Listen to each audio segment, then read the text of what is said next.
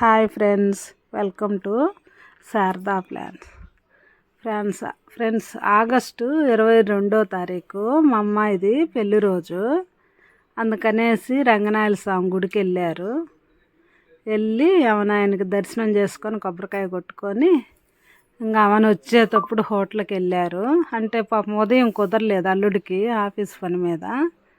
సాయంత్రం అయితే ఇంకా ఆమె గుడికి వెళ్ళి ఇంకా అప్పుడు హోటల్కి వెళ్ళి భోజనం చేసుకొని ఇంకా మాకు కూడా తెచ్చారు.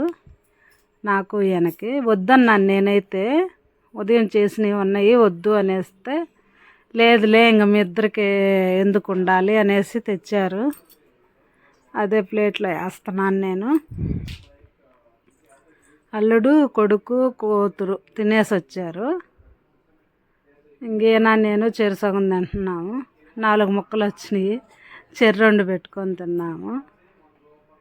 ఏదో చికెన్ లాలీపాప్ అంట ఫ్రెండ్స్, నేను ఎప్పుడు తినలేదు, ఇదే ఫస్ట్ టైము. తినమని అదిగో తెచ్చారు.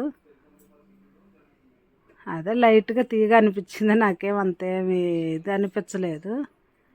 అబ్బాయి మంగళవారం తిండు అదే చికెను, అందుకని ఇది మష్రూమ్ బిర్యానీ అంట, అది తిన్నాడు. అదేమంత బాగోలేదన్నాడు.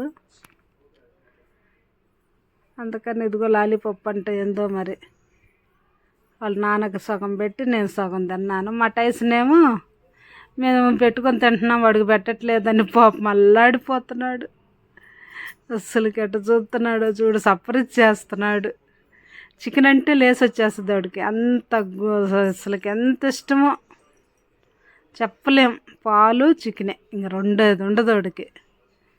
గుండెకాయ లేసి వచ్చేస్తుంది నేను తింటుంటే, అసలుకి అట్టే చూస్తున్నాడు.